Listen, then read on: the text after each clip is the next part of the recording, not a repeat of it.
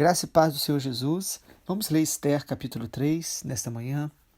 Depois disto, o rei Assuero engrandeceu Amã, filho de Amedata, Agagita, e o exaltou. E lhe deu um cargo mais elevado do que o de todos os oficiais que estavam com ele. Todos os servos do rei que estavam à porta do rei se inclinavam e se prostravam diante de Amã, porque esta era a ordem do rei a respeito dele. Mordecai, porém, não se inclinava e nem se prostrava. Então os servos do rei, que estavam à porta do rei, perguntaram a Mordecai: Por que você está transgredindo as ordens do rei? Dia após dia eles falavam com Mordecai, mas ele não lhes dava ouvidos. Então contaram isso a Amã para ver se as palavras de Mordecai se manteriam em pé, porque ele lhes tinha declarado que era judeu. Quando Amã viu que Mordecai não se inclinava nem se prostrava diante dele, encheu-se de furor.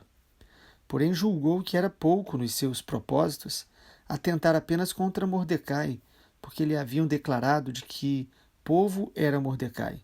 Por isso Amã procurou destruir todos os judeus, povo de Mordecai, que havia em todo o reino de Assuero. No primeiro mês, que é o mês de Nissan, no 12º ano do reinado de Assuero, foi lançado o Pur, isto é, fizeram um sorteio na presença de Amã, para determinar o dia e o mês, e foi sorteado o 12º mês, que é o mês de Adar. Então Amã disse ao rei Assuero: Existe um povo espalhado e disperso entre os povos em todas as províncias do seu reino, cujas leis são diferentes das leis de todos os povos. Eles não cumprem as leis do rei e por isso não convém tolerá-los. Se for do agrado do rei, decrete-se que sejam mortos, e eu porei nas mãos dos que executarem a obra 340 toneladas de prata para que entrem nos tesouros do rei. Então o rei tirou da mão o seu anel sinete e o deu a Amã, filho de Amedata, Agagita, inimigo dos judeus. E lhe disse: Fique com esta prata e faça com este povo o que bem quiser. No dia 13 do primeiro mês, chamaram os secretários do rei e, segundo tudo que Amã havia ordenado, se escreveu aos sátrapas do rei, aos governadores de todas as províncias e aos chefes de cada povo. A ordem devia ser endereçada a cada província no seu próprio modo de escrever e a cada povo na sua própria língua. Foi escrita em nome do rei Assuero e selada com o anel sinete do rei. As cartas foram enviadas por meio de mensageiros e todas as províncias do rei com instruções para que, num só dia, o dia 13 do 12º mês, que é o mês de Adar, todos os judeus, tanto os jovens como os velhos, as mulheres e as crianças, fossem destruídos, mortos e aniquilados, e que os seus bens fossem saqueados. Uma cópia da carta que determinava a proclamação da lei em todas as províncias foi enviada a todos os povos para que se preparassem para aquele dia. Os mensageiros, impelidos pela ordem do rei, partiram imediatamente, e a lei foi proclamada na cidadela de Suzã. O rei Assuero e Amã se assentaram para beber, mas a cidade de Suzã estava perplexa. No capítulo 3 de Esther, nós vemos a perseguição contra o povo de Deus. Esther tinha sido elevada a rainha no capítulo 2, e nós vimos que isso foi uma permissão de Deus, apesar do contexto espiritual e político de uma nação, de um império que não temia, não reconhecia o Senhor. E ao mesmo tempo que Deus permite a ascensão de Esther como rainha, surge aqui Amã, o primeiro-ministro do rei Assuero, que desenvolve um ódio mortal contra o povo de Deus, contra os judeus. E nós podemos perceber então no capítulo 3 de Esther, primeiro, que Amã ele simboliza os ataques do inimigo para neutralizar e matar os propósitos de Deus. Amã ele odeia não somente a Mordecai, que era a autoridade espiritual sobre Esther por ser o seu pai adotivo, mesmo sendo seu primo, mas Amã estende este ódio sobre todos os judeus e ele conspira para que todos sejam mortos. E então, na simbologia bíblica, Amã ele é uma tipologia do próprio Satanás, da nossa batalha espiritual como povo de Deus. De Gênesis a Apocalipse, a gente percebe Satanás é claramente revelado como um adversário. Em Efésios 6,12, o apóstolo Paulo diz que a nossa luta não é contra carne e sangue, contra pessoas, mas é contra principados, potestades, justamente esses espíritos malignos que tentam atingir o povo de Deus e usa pessoas, como no caso, no livro de Esther, de Amã. E nós precisamos discernir sempre os níveis de batalha espiritual que passamos, que enfrentamos. Inclusive, nós percebemos que no capítulo 2, Esther está sendo favorecida. O povo de Deus, de alguma forma, estava sendo ali abençoado com essa posição de Esther. E agora há um levante do inimigo. Nós precisamos perceber que muitos ataques espirituais eles vêm em tempos que nós estamos experimentando o favor de Deus e por isso nós não podemos nos distrair nos momentos que percebemos a graça, o Senhor nos abençoando de muitas maneiras, as promessas de Deus se cumprindo. Nós nunca podemos baixar a guarda. A Bíblia nos ensina a ser sempre prudentes, vigilantes, sóbrios, porque Satanás ele anda ao derredor do povo de Deus procurando alguém para destruir, atingir, roubar, matar e destruir. É a natureza do próprio Satanás. Ainda, além de perceber aí Amã como esse símbolo dos ataques do inimigo contra os planos de Deus, também podemos perceber aqui que Amã ele se irritava porque Mordecai não o adorava. Então percebe-se que a batalha espiritual ela é uma guerra também de altares. O que Satanás quer é que nós venhamos a adorá-lo ou a fazer a vontade dele, e a vontade do diabo sempre será a nossa desobediência a Deus.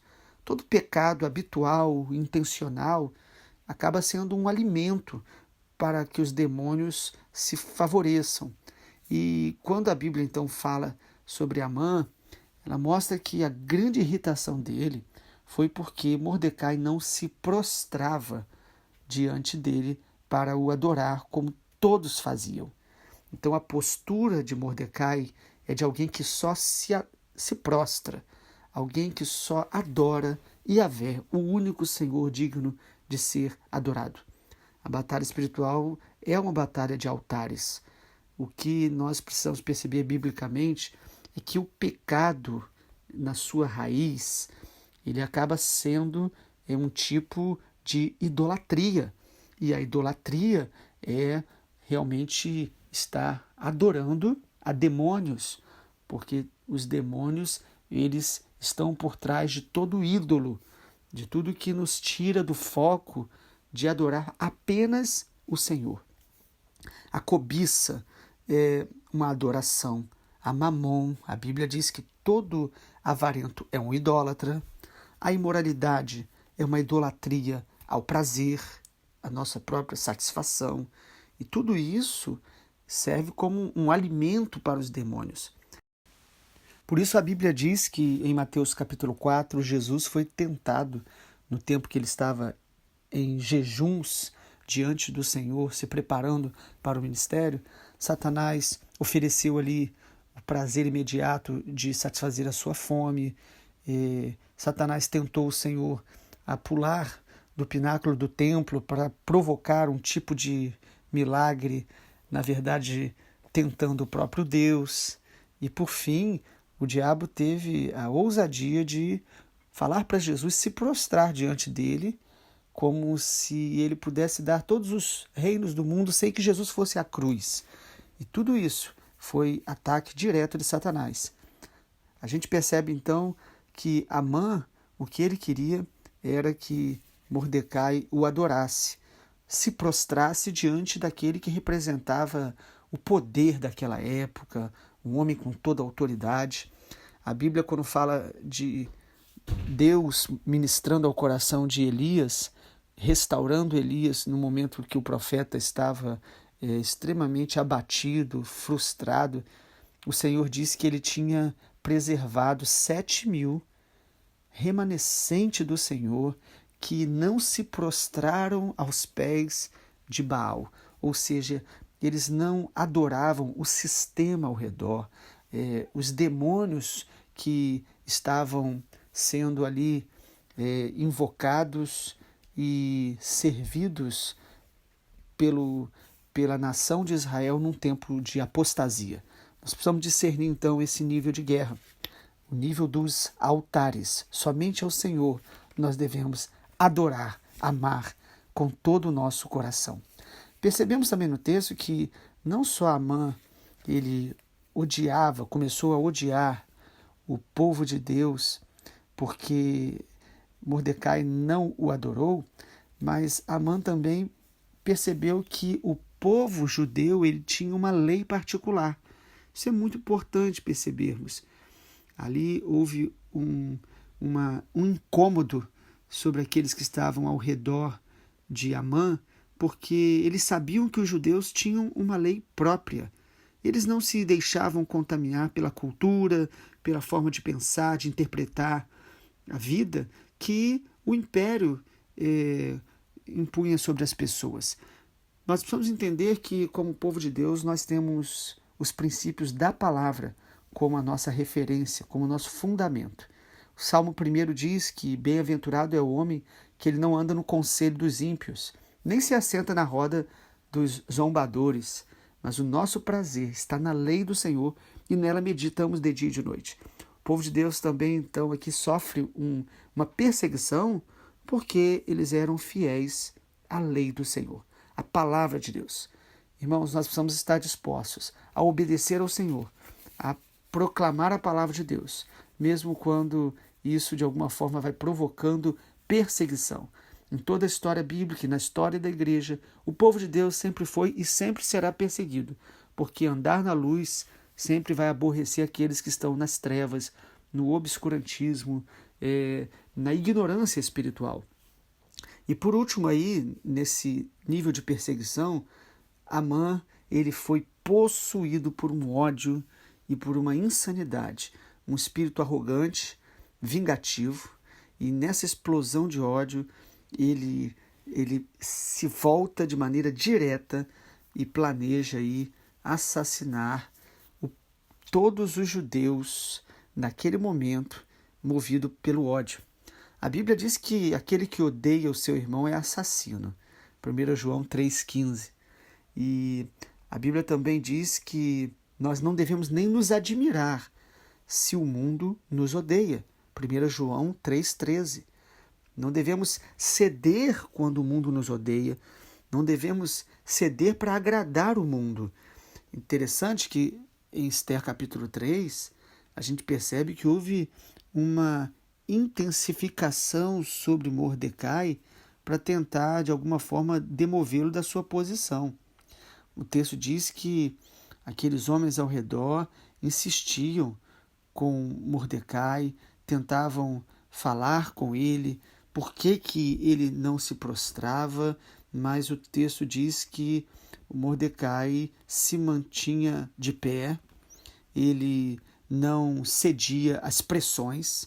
Uma das maneiras de Satanás nos tentar é pressionando constantemente para ir tirando a nossa paciência e nos fazendo repensar algumas coisas e ceder ao que o mundo, a maioria, a opinião da sociedade, de alguma forma, venha a nos demover dessa posição que Deus nos colocou. Amã, então, ele planeja e ele organiza um assassinato em massa. Irmãos, precisamos entender que esse sempre foi o desejo de Satanás: atingir, destruir o povo de Deus na história. Os judeus, como um povo que foi escolhido pelo Senhor de maneira singular, a nação de Israel, eles historicamente sofreram muitas pressões como esta. Inclusive, até hoje, o livro de Esther é um livro muito valorizado entre os judeus, mas ele mostra que este intento de Satanás, ele sempre vai visar paralisar o povo de Deus, porque Deus quer usar o seu povo para manifestar a sua glória, para manifestar a sua salvação. para levar a sua palavra, para viver de uma maneira que agrade a Deus, na cultura do reino de Deus, e através do nosso estilo de vida como povo de Deus, os povos verão a glória de Deus, conhecerão a glória de Deus. Por isso, essa fúria de Satanás. E a gente percebe então que Amã, ele, ainda que o diabo estava por trás de todo esse cenário, Esther não fala o nome de Deus, também não aparece o nome do diabo, mas a gente percebe por trás do cenário, mas o que moveu Amã contra os judeus foi o seu próprio ódio, a sua arrogância. O ódio e a arrogância vão produzindo comportamentos insanos, impulsivos, terríveis. Nós precisamos vencer qualquer nível de ira no nosso coração, não deixar a ira se tornar em amargura, em explosões de palavras que vão gerando tantas feridas através dos nossos relacionamentos, quando a ira vai nos possuindo e nós vamos sendo aí energizados pelo próprio inimigo, porque Satanás ele sempre vai ter liberdade para agir onde o pecado é cultivado, onde o pecado é tolerado. E é importante perceber então que Amã persegue o povo de Deus por causa da lei do Senhor e porque Mordecai não queria se prostrar diante dele. Nós precisamos tomar muito cuidado como povo de Deus para que a gente não entre em batalha que Deus não mandou a gente entrar. A perseguição contra eles era por eles estarem desobedecendo a lei do rei e não a lei do Senhor. Ou seja, muitas vezes nós somos perseguidos porque nós estamos dando mau testemunho. Mas como povo de Deus, nós só devemos ser perseguidos porque estamos fazendo a vontade de Deus, buscando honrar o Senhor. Isso sim é a perseguição que Deus ele pode permitir que a gente sofra como povo dele. E nós devemos, diante da perseguição, manter a nossa fidelidade ao Senhor, preservar a nossa integridade, o nosso caráter, não ceder às opiniões, não ceder às pressões deste mundo que a cada dia está sendo mais influenciado pelas obras das trevas. Apocalipse 12 diz que Satanás sabe que pouco tempo lhe resta e por isso ele vem com grande fúria sobre a terra. O povo de Deus precisa estar revestido do Senhor, discernindo a guerra e, sobretudo, mantendo a sua fidelidade, perseverando em amar o Senhor, obedecer o Senhor. O finalzinho do capítulo 3, a gente percebe que o rei e Amã se assentaram para beber, no versículo 15. Mais uma vez, a gente vê no livro de Esther esses banquetes, essas festas que caracterizam um povo que não teme ao Senhor e que vive só para as futilidades dessa vida. Enquanto isso, o texto diz que Suzã, a cidade de Suzã estava perplexa. Então havia uma cidade perplexa, em confusão. Havia um rei e os seus líderes celebrando de maneira indiferente um possível assassinato do povo de Deus. Mas por trás de todo este cenário, a mão do Senhor estava sobre o seu povo. Que Deus possa nos dar sabedoria para discernir as guerras, permanecendo fiel ao Senhor, permanecendo na vontade de Deus. Vamos orar. Pai, obrigado porque a Tua palavra nos instrui, nos edifica, a Tua palavra nos encoraja a passar pelos dias difíceis da vida. Senhor, como Teu povo, nessa geração, nos ensine a manter a fidelidade, a perseverança, a integridade, a obediência ao Senhor, às Tuas leis, mesmo que em alguns momentos nós venhamos a provocar tanta ira daqueles que não temem ao Senhor. Que nós possamos continuar dependendo, buscando a Tua presença, em nome de Jesus. Amém, Senhor.